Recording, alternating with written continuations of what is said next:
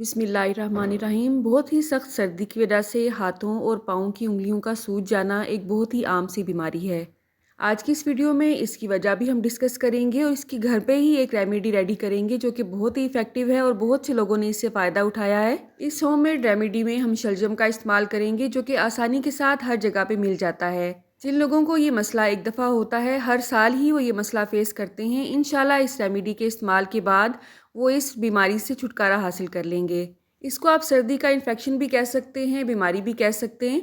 तो चलें आज की इस रेसिपी का आगाज़ इस दुआ के साथ करते हैं कि अल्लाह आप सबका दस्तरखान सजाए रखे और हम सबको सेहत और ईमान का रिज़्क अता फ़रमाए। जी, तो यहाँ पे मैंने 1 किलो शलजम ले ली हैं। अगर आपके पास इस तरह से वाइट वाले शलजम नहीं हैं तो आप पीले वाले शलजम भी ले सकते हैं। दोनों एक ही तरह का इफ़ेक्ट करेंगे, ठीक है? अब आप चाहें तो छिलके समेत ही इसको काट सकते हैं बारीक बारीक पीसेस में। मैं जस्ट इसका ऊपर वाला पार्ट इस तरह से काटूंगी और बाकी जो शलजम है इसको हम वैसे ही इस्तेमाल करेंगे। इस बीमारी को इंग्लिश में चिलब्लेन कहा जाता है। जैसे ही सर्दियों में टेम्परेचर 14 और 15 डिग्री सेंटीग्रेड पे पहुंचता है, ये बीमारी अक्सर लोगों को इफ़ेक्ट करती है। असल में जो लोग बहुत ही स्किनी होते हैं, जिनमें चर्बी कम होती है बॉडी में, ख़ासकर उंगलियों पे, पाँव की हों चाहे वो हाथ की हों, ये उन पे इफ़ेक्ट करती है। बूढ़ों में, बच्चों में, जवानों में किसी को भी ये बीमारी हो सकती है। पाँव की जो उंगलियां हैं जिन्हें टोज़ कहा जाता है, बिल्कुल फ्रंट वाला पार्ट, उस पे ये इफ़ेक्ट करती है। इसी तरह से हाथों की जो उंगलियों के जो फ्रंट वाले पार्ट हैं उन पे इफ़ेक्ट करती है और कानों की लो पे ये इफ़ेक्ट करती है, ठीक है। अब तमाम जो शलजम हैं उनके ऊपर वाले पार्ट्स को मैंने काट लिया है और यहाँ पे मैंने एक स्टील का बर्तन लिया है, उसमें पानी उबलने के लिए रख दिया है। जैसे ही ये बॉइलिंग पॉइंट पे आया है इसमें मैंने शलजम ऐड कर दिए हैं। एक और ज़रूरी पॉइंट, कोई भी ऐसी रेसिपी हो या रेमेडी हो जिसमें हमने पानी को बहुत ज़्यादा उबालना हो, उसके लिए आपने स्टील का बर्तन ही इस्तेमाल करना होता है। यही इफ़ेक्टिव भी होता है और हेल्थ के लिए भी अच्छा होता है, ठीक है। अब यहाँ पे तमाम शलजम मैंने पानी में ऐड कर दिए हैं। अब अच्छी तरह से हमने इस पानी को उबालना है। साथ ही साथ इसमें हमने नमक ऐड करना है। कोशिश करें कि आपने समुद्री नमक लेना है जो कि आम देसी नमक होता है। पिंक साल्ट या रॉक साल्ट आपने नहीं लेना है। इस रेमेडी में जो आम सादा नमक है जिसको समुद्री नमक कहा जाता है वही इस्तेमाल होगा, ठीक है। अब यहाँ पे अच्छी तरह से मैंने शलजमों को उबाल लिया है।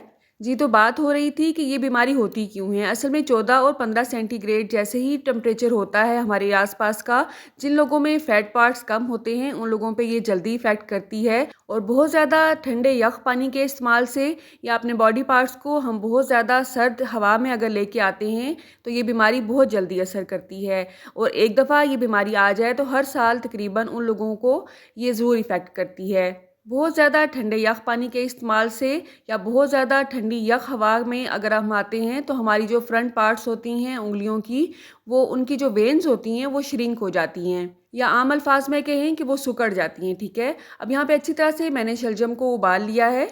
बर्तन की साइड पे आप देख सकते हैं हल्की सी झाग भी आपको नज़र आ रही है। पानी का कलर भी चेंज हो चुका है। बस इस पॉइंट पे हमने इसको बंद कर देना है। तो चूल्हे की आंच को बंद करने के बाद हमने इसे कवर कर देना है और इस टेम्परेचर तक लाना है जहाँ तक कि हमारे हाथ और पाँव से बर्दाश्त कर सकें।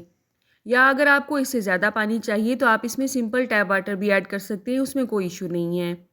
मैंने क्योंकि आपके लिए वीडियो को ख़त्म करना था इसलिए ये पानी गर्म ही है, उससे पहले ही मैं शलजम को रिमूव कर रही हूँ। लेकिन आपने क्या करना है, जब ये थोड़ा सा नॉर्मल टेम्परेचर पे आएगा तभी आपने शलजम्स को रिमूव करना है। अब इस शलजम को आपने फेंक नहीं देना, ये बिल्कुल ठीक है। इसका छिलका उतार के आप जैसे रूटीन में इसे बनाते हैं वैसे पका सकते हैं। शलजम की बहुत सी रेसिपीज़ आपको मेरे चैनल पर मिल जाएंगी, उनका लिंक आपको मैं डिस्क्रिप्शन बॉक्स में दे दूँगी। इससे पहले पिछले साल भी मैंने आपके साथ चिलब्लेंस की एक रेमेडी शेयर की थी जिसमें हमने नीम के पत्तों का इस्तेमाल किया था। उस रेसिपी का लिंक भी आपको डिस्क्रिप्शन बॉक्स में मिल जाएगा। उस रेमेडी में बहुत से लोगों ने ये कमेंट करके पूछा था कि हमारे एरिया में नीम के पत्ते अवेलेबल नहीं हैं तो हम क्या कर सकते हैं। तो उसके मुतबादल मैंने ये रेमेडी आपके लिए शेयर की है। अगर आपको चिलब्लेन या हाथों और पाँव की उंगलियों का सर्दियों में सूज जाने का मसला नहीं है तो बहुत अच्छी बात है। लेकिन अगर आपके जाने वाले में से किसी को भी ये मसला अगर आप देखते हैं तो उसके साथ आपने इस वीडियो को ज़रूर शेयर करना है क्योंकि ये सदका जारिया है। हमारा जस्ट एक छोटा सा क्लिक अगर दूसरों का मसला हल कर सकता है तो हमें और क्या चाहिए। अब हमारे पास ये शलजम का उबला हुआ पानी है जिसमें हमने समंदरी नमक ऐड किया है। नमक की क्वांटिटी को आप थोड़ा सा ज़्यादा कर लें तो ज़्यादा बेहतर है। अब इसमें हमने हल्दी पाउडर ऐड करना है। हल्दी पाउडर के फ़ायदे भी आप जानते ही हैं। ये नेचुरल एंटीबायोटिक और नेचुरल एंटीसेप्टिक का काम करता है। इसके अलावा जो नमक हमने इसमें ऐड किया है उससे भी जिस्म की जो सोजिश है उससे काफ़ी हद तक कमी आती है उसके इस्तेमाल से। और शलजम का पानी जो कि थोड़ा सा कड़वा भी होता है, जिस्म की सोजिश को कम करने के लिए, जिस्म की तकलीफ़ को कम करने के लिए और कोई भी इन्फेक्शन हमारी अगर बॉडी पार्ट के बाहर वाले हिस्से पे है उसे कम करने में वो बहुत ही अहम किरदार अदा करता है। इसी पानी में आपने थोड़ा सा सरसों का तेल भी ऐड कर लेना है, 4 से 5 चम्मच के हिसाब से। अब बात करते हैं कि इस पानी को हमने इस्तेमाल कैसे करना है। आप में से अक्सर लोग मैनीक्योर और पेडिक्योर तो करवाते ही होंगे।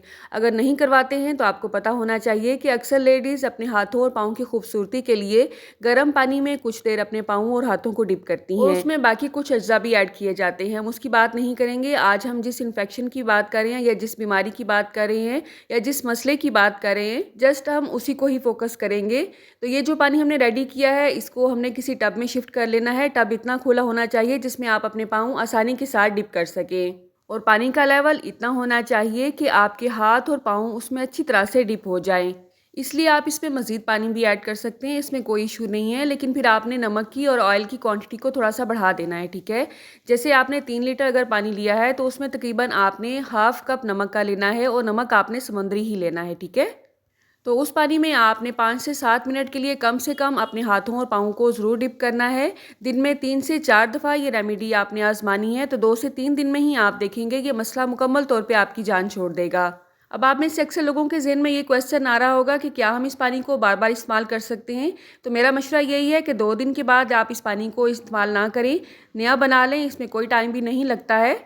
तो इस गर्म पानी से हाथ और पाँव को निकालने के बाद आपने टॉवल के साथ अच्छी तरह से पाँव को और हाथों को अच्छी तरह से खुश करना है और सरसों के तेल को हल्का सा गर्म करने के बाद हाथों और पाँव की उंगलियों पे अच्छी तरह से लगा लेना है और हल्के हल्के हाथों से उसका मसाज करना है। लेकिन अगर खुदा ना खास्ता मसला बहुत ज़्यादा है और हाथों और पाँवों की किसी भी एक उंगली पे पस पड़ गई है तो आपने इस पानी को दोबारा इस्तेमाल नहीं करना है। अच्छा, अगर आप में से किसी को भी ये बात समझ नहीं आ रही है कि टब में आपने किस तरह से पानी को शिफ्ट करके इसमें हाथ और पाँव को डिप करना है, आपने मेरी वो वीडियो ज़रूर देखनी है। उसका लिंक आपको मैंने डिस्क्रिप्शन बॉक्स में दे दिया है और इस वीडियो के एंड पे भी, एंड स्क्रीन पे उसका जो लिंक है वो मैं आपको दे दूँगी। उसमें मैंने आपको मुकम्मल प्रोसेस दिखाया है कि किस तरह से डिप करने के बाद आपने कॉटन के कपड़े पे पाँव रख के उसे किस तरह से रब करते हुए आपने साफ़ करना है और ऑयल लगाना है, ठीक है। इसके साथ साथ जिन दिनों में आपको ये मसला होता है, रात को आपने हल्दी दूध लेना है। हल्दी दूध की रेसिपी का लिंक भी आपको मैं डिस्क्रिप्शन बॉक्स में दे दूंगी। बहुत ही टेस्टी ड्रिंक वो बनता है। सर्दियों में तो हर एक को वो लेना चाहिए। जिस्म की जितनी भी दर्दें हैं, कमर का दर्द, जोड़ों का दर्द, वो उससे रिकवर हो जाता है। इसके अलावा भी बहुत सी रेमेडीज़ आपको मेरे चैनल पे मिल जाएंगी। खासकर कोलेस्ट्रॉल कंट्रोल करने के लिए मैंने एक कहवा बनाया था और एक काढ़ा भी बनाया था जिसमें अदरक, लहसुन, नींबू का रस, सेब का सिरका और शहद इस्तेमाल करके हमने एक रेमेडी तैयार की थी जिससे बहुत से लोगों ने अफाका हासिल किया है। आप चाहें तो उसका लिंक भी डिस्क्रिप्शन में मौजूद है, आप वो रेसिपी या रेमेडी देख सकते हैं, ठीक है। आप कहाँ से और किस सिटी से मेरी वीडियोज़ को वॉच करते हैं, कमेंट बॉक्स में अगर आप मुझे बताएंगे तो मुझे बहुत खुशी होगी। इसके अलावा इस रेमेडी से रिलेटेड कोई भी क्वेश्चन अगर आपके जहन में है तो आपने कमेंट बॉक्स में मुझसे ज़रूर पूछना है। मैं जल्द से जल्द तमाम कमेंट्स का रिप्लाई करने की कोशिश करती हूँ। मेरी लास्ट वीडियो में जिन लोगों ने कमेंट किया उनमें शामिल है चटपटे पकवान, खान कुजीन, सस्ती और लजीज कुकिंग और A for Ayesha. Last video से मुराद इससे पहले वाली वीडियो है जिसमें मैंने आपको बिल्कुल इसी तरह से चने बनाना सिखाए थे जिस तरह से आप नाश्ते के लिए ढाबे से या ठेले से ला के खाते हैं। आपने उस वीडियो को ज़रूर देखना है, बहुत ही काम की वीडियो है, ठीक है। रुके रुके सुने, जाने से पहले वीडियो को लाइक कर दें, अच्छी लगी तो शेयर कर दें और सब्सक्राइब करने के बाद बेल का आइकन भी ज़रूर प्रेस करें। जज़ाकल्लाह। मेरी नेक्स्ट वीडियो तक अल्लाह हाफिज़।